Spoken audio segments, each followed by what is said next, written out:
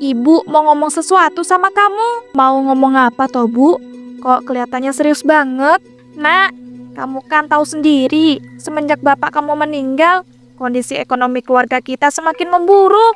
Dan ibu juga sudah berusaha kerja buruh sana sini buat beli beras. Apalagi dengan umur ibu yang sudah tidak muda lagi, membuat ibu mudah kelelahan. Ibu butuh banget bantuan kamu, Nak. Apakah kamu bisa cari kerja, Nak? Cuma kamu loh satu-satunya orang yang bisa bantu ibu. Ya ampun, Bu. Kok ibu baru bilang sekarang sih? Kenapa nggak dari kemarin-kemarin coba? Intan tuh tentu aja dok, mau banget bantuin ibu.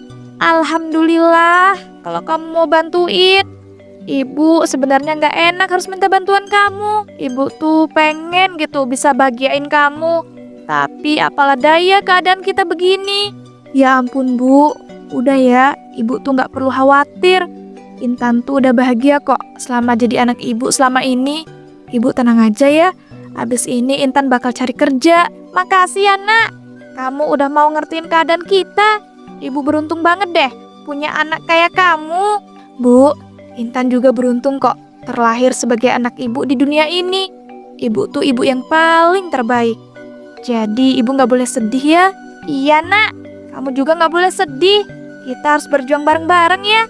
Bu yakin deh, suatu saat nanti kita bakal bisa bahagia kayak orang-orang di luar sana. Iya bu, siap. Tapi kalau Intan nyari kerjanya mulai besok gak apa-apa kan bu? Apa perlu hari ini Intan nyari kerjanya?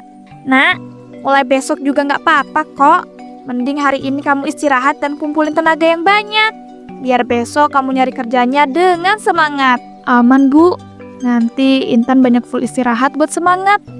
Bu, jangan lupa ya, doain Intan biar nanti bisa dapat kerjaan buat bantu ibu. Nak, tanpa kamu minta pun, ibu sudah pasti doain kamu. Alhamdulillah, terima kasih ya bu. Kalau gitu Intan ke kamar dulu. Saat di kamar, Sebenarnya aku mau istirahat sih. Tapi apa aku kasih tahu Mas Riko dulu ya? Kalau aku mau nyari kerja, siapa tahu kan nanti dia bisa nyariin kerjaan buat aku. Ya udah deh, aku telepon aja. Halo Mas, Mas, aku mau ketemu. Mas bisa nggak? Aku mau ngomongin sesuatu soalnya. Tumben-tumben kamu itu ketemu jam segini. Emangnya mau ngomongin apa toh? Aku tuh mau ngomong sesuatu yang penting Mas. Nanti aja yang ngomongnya pas kita udah ketemu. Ya udah kalau gitu nanti Mas jemput di rumah ya. Kau jangan pergi sendirian, nanti malah digodain cowok-cowok lagi. Ya ampun Mas, siapa juga yang mau godain aku? Ya udah, aku tungguin ya jemputannya. tak lama kemudian Riko pun menjemput Intan. Mereka lalu memutuskan untuk ngobrol di sebuah kafe. Nah sekarang kita udah ketemu nih, jadi kamu mau ngomong apa? Mas, kamu tahu kan keadaan ekonomi keluargaku menurun banget semenjak ayahku meninggal. Ya tahu, memangnya kenapa sih? Ibu tuh tadi nyuruh aku buat nyari kerjaan Mas, buat bantu ibu. Jadi aku mau izin sama Mas. Dan siapa tahu kan Mas mau bantuin aku. Hah? Kamu mau nyari kerja? Kamu yang bener aja lah. Nanti kalau kamu digodain sama bos, kamu gimana? Terus kalau kamu itu malah selingkuh sama teman kerja kamu gimana? Gak boleh. Ngapain sih kerja-kerja segala? Lagian kamu juga gak punya pengalaman kok. Kok ibu kamu itu seenaknya nyuruh kamu kerja? Astagfirullah Mas, kok ngomongnya gitu sih? Ya nggak mungkin lah aku bakal kayak gitu. Dan juga ya Mas, keadaan ekonomi keluargaku tuh semakin memburuk. Makanya ibu nyuruh aku kerja. Apalagi di umur ibu yang udah gak muda lagi. Itu berat banget kalau ibu harus kerja sendirian nyari nafkah. Jadi apa salahnya coba? Aku juga ikut bantu. Tapi Tan, kamu itu pacar Mas. Mas gak mau kalau kamu itu sampai berbuat yang aneh-aneh. Kalau kerja itu keras Tan untuk wanita seperti kamu. Duh ya ampun Mas. Kok kamu berpikir sejauh itu sih? Padahal kan aku niatnya kerja buat bantuin ibu. Jadi gak mungkin lah kalau aku berbuat yang aneh-aneh. Alah, kamu nih gak usah ngeyel kok dikasih tahu. Zaman sekarang itu loh banyak banget lo cewek selingkuh sama bos atau teman kerjanya. Apalagi kamu tuh kan cantik. Gak mungkin lah kamu itu gak memanfaatkan hal tersebut. Nanti pasti kamu itu bakal godain bos kamu supaya bisa dapat gaji yang lebih besar. Mas, cukup ya. Aku gak kuat lagi dengar hal kayak gitu. Kenapa sih Mas bisa tega banget ngomong kayak gitu? Apa Mas udah gak percaya sama kesetiaan aku ini? Apa Mas pikir kalau aku semurah itu, ha? Mas tuh terlalu overprotective deh. Tan, asal kamu tahu ya, aku itu kayak gini karena aku itu sayang sama kamu. Aku gak mau kalau kamu itu sampai terjerumus ke dalam perbuatan yang buruk. Halah, bullshit.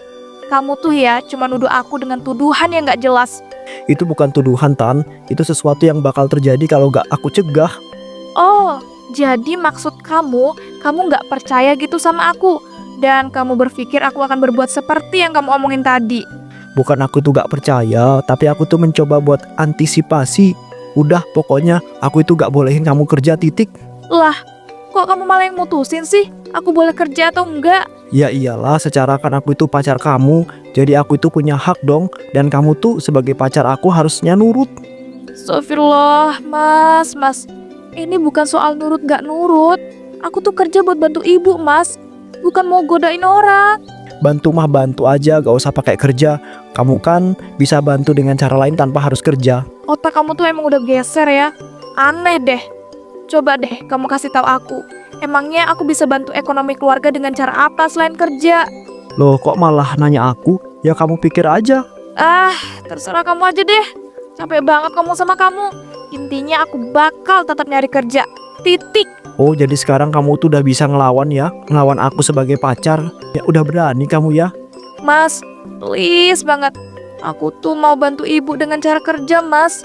Aku janji deh, gak bakal aneh-aneh. Pegang janjiku ini. Bener ya, aku pegang janjimu ini. Awas aja sampai kamu itu aneh-aneh pas kerja. Iya, mas, tenang aja ya. Aku gak akan aneh-aneh kok. Kan satu-satunya orang yang aku sayang cuma mas. Yaudah, mas izinkan buat kamu itu kerja. Tapi dengan syarat, mas akan selalu pantau kamu ya. Alhamdulillah, akhirnya boleh juga. Mas bebas kok kalau mau mantau aku kapan aja. Yang penting jangan berlebihan ya. Lah, suka-suka aku dong mau berlebihan atau enggak. Kok kamu itu malah jadi ngatur sih? Ya udah deh, terserah mas aja. Duh Jan, susah banget sih punya pacar yang terlalu overprotective. Kalau aku putusin, tapi aku masih sayang sama dia. Tapi kalau aku pertahanin, kok malah menjadi-jadi sih overprotective-nya. Ya udah yuk, mas antar pulang. Sejak saat itu pun Intan mulai bekerja, namun ia merasa jika pacarnya itu semakin overprotective. Ya ampun, hari ini kerjaanku banyak banget deh. Mana belum buat laporan minggu ini lagi. Bakal selesai nggak ya? Ternyata kerja itu sesusah ini ya. Pantesan aja banyak orang yang bilang nggak sanggup. Tapi aku nggak boleh nyerah. Aku harus tetap berusaha. Ini semua demi ibu. Siapa sih yang nelpon jam segini? Nanti aja deh aku angkatnya. Kalau aku udah selesai, mana harus nemuin bos lagi buat tanda tangan. Tak lama kemudian, Tan, di depan kantor ada cowokmu tuh, samperin sana. Kamu yang benar. Masa iya cowokku ada di depan kantor sekarang? Kamu gak bohong kan? Ngapain coba aku itu bohong? Udah sana temuin sama cowokmu itu. Soalnya tadi mukanya kelihatan marah gitu. Ya udah. Kalau gitu aku temuin cowokku dulu ya. Makasih ya udah ngasih tahu. Di depan kantor, Mas ngapain kesini? Kan aku udah bilang mas, kalau mau jemput tuh jangan jam segini. Aku belum selesai kerja. Kenapa kamu itu gak jawab telepon aku tuh, ha? Kamu pasti langsung berdua-duaan kan sama bos kamu atau teman kerja kamu? Astagfirullah mas, ngomong apa sih? Aku tuh kerja loh mas. Tadi kerjaanku lagi banyak banget. Makanya aku gak bisa angkat telepon dari kamu. Halah, kamu itu gak usah kebanyakan alasan deh. Aku tuh tadi lihat sendiri kalau kamu itu habis ngobrol sama cowok di dalam kantor. Mas, tadi itu teman kerja aku. Dia itu ngasih tahu kalau kamu tuh ada di depan. Kamu kira aku tuh bakal langsung percaya dengan omongan kamu yang penuh dengan kebohongan itu? Kamu pasti udah deket kan sama tuh cowok? Udah rangkul-rangkulan juga kan? Udah, kita tuh cuma ngobrol itu aja. Setelah itu nggak pernah ngobrol lagi. Mas, jangan mulai lagi deh. Ini tuh tempat kerja aku loh. Nanti banyak yang denger, kan nggak enak. Loh, malah bagus dong biar semua orang yang kerja di sini tuh tahu kalau kamu itu jadi pacar, suka selingkuh dan deket sama rekan kerja. Padahal kamu itu udah punya cowok. Stop, Mas. Astagfirullah. Mas tuh udah berlebihan banget loh. Aku tuh pusing banget loh, Mas, dengan kerjaanku yang numpuk. Jangan malah Mas tambah-tambahin. Bagus, makin bener aja kamu yang lawan cowok kamu sendiri. Tahu gitu pas itu aku itu nggak izinkan kamu kerja. Udah mendingan sekarang kamu berhenti kerja aja. Gak mungkin lah aku berhenti kerja, Mas. Udah, sekarang terserah kamu aja. Aku udah capek banget. Udah, Aku mau balik lagi kerja. Berani ya kamu ngomong gitu? Ayo ikut aku.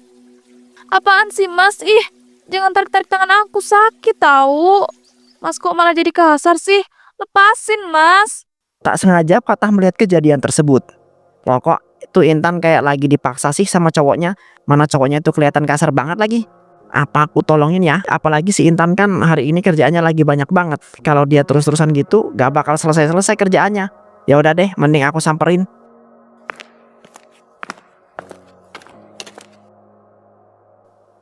Maaf ya ganggu.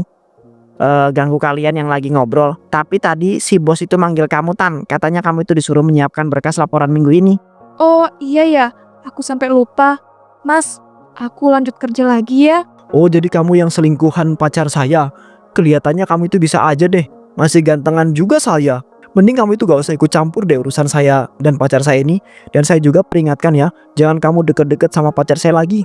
Astagfirullahaladzim Mas. Kok bisa-bisanya sih Mas itu nuduh saya itu selingkuhannya Intan sih? Mas, saya itu cuma teman kerjanya Intan doang, nggak lebih. Dan bukannya saya itu mau ikut campur urusan kalian ya. Tapi si Intan itu udah dipanggil bos buat melanjutkan kerja. Mas, udah jangan malah ngomong yang aneh-aneh. Iya Fatah, nanti aku bakal langsung ngerjain laporan yang diminta sama bos. Mas, aku balik kerja dulu ya. Kalau enggak, nanti aku bisa dipecat loh. Ya udah, aku masuk kantor dulu ya. Bye. Awas aja kamu sampai ketahuan selingkuh.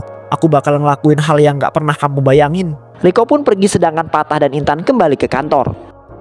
Ya ampun Fatah, makasih banget ya kamu udah nolongin aku tadi. Kalau enggak, mungkin aku udah diajak pergi sama cowokku. Dan pasti kerjaanku nggak selesai. Ya sama-sama, tapi aku tuh heran deh sama cowok kamu itu ya. Kok dia itu overprotective banget sih? Kamunya emang gak apa-apa dengan hal tersebut? Sebenarnya tuh aku udah capek banget sama sikap cowokku itu. Tapi aku udah terlanjur sayang banget sama dia. Dan gak bisa aku ninggalin dia gitu aja. Kalau gitu coba kamu itu ngomong deh sama dia. Kalau dia itu harusnya ngerubah sikap dia yang kamu gak suka. Aku tuh udah ngomong gitu Tah. Tapi dianya gak peduli. Dan mau kekeh dengan pendiriannya. Aku bingung deh harus gimana lagi ngadepin sikapnya itu. Dia tuh ya setiap hari selalu overprotective sama aku. Dan kerjaannya tuh nuduh-nuduh aku selingkuh terus. Ya ampun Tan, itu kamu namanya terjebak dalam hubungan yang menyakiti diri kamu sendiri loh. Kamu sadar kan hal tersebut? Iya, aku sadar kok. Tapi mau gimana lagi? Hidupku emang udah gak ada yang bikin bahagia kecuali ibuku. Tapi menurut saya Tan, mending kalau udahan aja deh sama cowok kamu itu. Dia tuh bakal lebih protektif dan mengekang kamu. Emangnya kamu itu bisa digitukan terus? Iya sih, ada benernya apa yang kamu bilang. Tapi aku belum siap kalau harus ninggalin dia. Jadi mungkin aku bakal ngasih kesempatan lagi buat dia. Siapa tahu kan, nanti dia mau berubah. Hehehe. Maaf ya Fatah, aku gak bisa ngelakuin saran kamu. Ya ampun, sansa aja kali Tan. Aku gak akan marah juga kok. Aku juga kan cuma ngasih saran aja. Tapi kalau kamu itu butuh bantuan aku, bilang aja ya ke aku. Aku bakal siap sedia kok bantuin kamu. Makasih banget ya. Baru kali ini loh aku punya teman sebaik kamu. Iya sama-sama kok. Intan pun memutuskan untuk tetap bertahan dengan Riko. Namun setiap hari makin parah saja overprotectivenya si Riko. Hingga akhirnya aku bisa libur. Rasanya badanku pegel-pegel banget deh. Kerjaanku beberapa minggu ini rasanya berat banget. Manalah overprotectivenya Mas Riko makin parah. Aku jadi bingung deh harus gimana. Di satu sisi aku gak kuat dengan sikap overprotectivenya. Di sisi lain aku juga gak mau ninggalin dia. Kok ada pesan dari orang random sih? Aku coba buka deh. Astagfirullah. Kok ada video Mas Riko lagi mabok? Walah, jadi yang ngirim tuh temannya Mas Riko. Dan katanya ini video Mas Riko mabok semalam. Ya ampun, Mas Riko kok bisa sih malah mabok-mabokan gak jelas gitu. Tuh orang tuh ada aja gebrakannya. Pusing banget deh aku mikirin dia. Tapi bodoh lah. Hari ini aku gak mau kebanyakan pikiran. Aku harus refreshing. Mumpung lagi liburan kan ya. Awas aja tuh Mas Riko. Kalau dia ngechat atau telepon aku gak akan aku tanggepin. Mending aku jalan-jalan ke mall aja deh. Sambil lihat barang-barang bagus. Ya walaupun gak bisa beli. Hahaha. Sementara itu, kepala pusing banget nih abis mabuk semalaman. Loh, kok chat aku dari semalam gak dibales sih sama si Intan? Dia tuh ngapain sih? Padahal kan dia itu hari ini libur kerja. Masa balas chat aja nggak bisa? Coba deh aku chat lagi. Kok cuma checklist 1 ya? Aku telepon seluler aja deh kalau gitu. Ya ampun, gak diangkat juga. Jangan-jangan dia orang lagi pada mabuk lagi. Dan pasti dia itu mabuk-mabuk kan sama selingkuhannya itu. Gak bisa dibiarkan ini. Aku samperin ke rumahnya dulu deh. Nanya ke ibunya. Siapa tahu ibunya itu tahu keberadaan anaknya itu. Riko pun pergi ke rumah Intan. Assalamualaikum. Assalamualaikum. Waalaikumsalam. Nak Riko. Loh, kok kamu kesini? Padahal si Intan tadi bilangnya pergi sama kamu. Hah? Intan bilang pergi sama saya, Bu. Enggak dia aja gak balas chat saya dari semalam. Loh, iya kah? Kalian lagi ada masalah apa? Enggak kok, Bu. Mungkin si Intan lagi pengen pergi sendiri tanpa saya. Kalau gitu saya pamit ya, Bu. Assalamualaikum. Waalaikumsalam. Duh, kok Intan sampai harus bohong sih kalau mau pergi jalan-jalan sendiri? Saat di jalan, Intan ini bikin aku itu makin overthinking aja. Dia tuh pergi kemana sih? Kok gak bilang? Mana dia itu gak balas chat dan telepon dari aku lagi. Bentar. Oh ya, kalau gak salah pas itu aku pernah mengaktifkan GPS di HP-nya Intan biar bisa aku pantau. Aku coba pakai itu aja deh, biar tahu lokasinya di mana. Riko pun berhasil mengetahui lokasi Intan. Ia pun langsung datang menyusul Intan.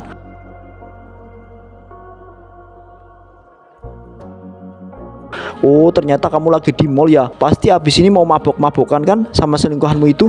Loh, Mas Riko kok tahu aku ada di sini? Dan apa Mas bilang tadi? Mas kok nuduh aku kayak gitu sih? Mas, bukannya Mas ya yang semalam abis mabok? Lah, aku mabok mah buat refreshing otak karena mikirin kamu yang selama ini diem-diem selingkuh. Beda sama kamu ya, yang mau mabok-mabokan sama selingkuhan kamu. Loh, yang salah tuh Mas ya. Kok malah memutarbalikkan fakta sih? Mas tuh ya, makin hari makin parah aja sikapnya. Aku capek tahu Mas. Dasar cewek gak tahu diri. Harusnya kamu itu ngaca. Kalau yang salah tuh kamu yang suka selingkuh. Apalagi tadi kamu itu mau mabuk sama selingkuhan kamu. Tuh kan, Mas tuh selalu aja nuduh aku. Padahal semua yang Mas bilang itu nggak pernah yang namanya aku lakuin. Mas aja nggak punya kan bukti-buktinya. Halah, kamu tuh gak usah bohong. Tanpa bukti pun aku itu udah tahu kalau kamu itu selingkuh dan mau mabuk-mabukan. Lah, Mas ini kocak banget deh. Nggak ada bukti kok bisa tahu. Itu namanya fitnah, Mas. Udahlah, Mas. Aku bener-bener udah nggak sanggup lagi. Mending sekarang kita putus aja deh. Hah? Apa? Putus? Kamu bilang? Hah? Kamu gak akan bisa lepas dari aku, Yang. Kamu tuh hanya milik aku seorang. Gak ada yang boleh memiliki kamu selain aku. Ayo ikut aku. Aku bakal kasih pelajaran buat kamu tuh, biar kamu itu jerah. Gak mau, Mas. Mas ini apa-apaan sih? Lepasin gak? Mas, awas. Itu ada tempat yang gak ada pagar pengamannya. Nah, peduli apa aku? Udah, kamu tuh gak usah kebanyakan omong. Mas, kita ini ada di mall lantai paling atas loh. Jadi harus hati-hati. Mas lepas. Aku gak mau ikut. Aku mau putus. Intan pun tak sengaja mendorong Riko dengan cukup kuat hingga menyebabkan Riko terpleset dan jatuh dari gedung mall lantai atas dan Riko pun tewas seketika.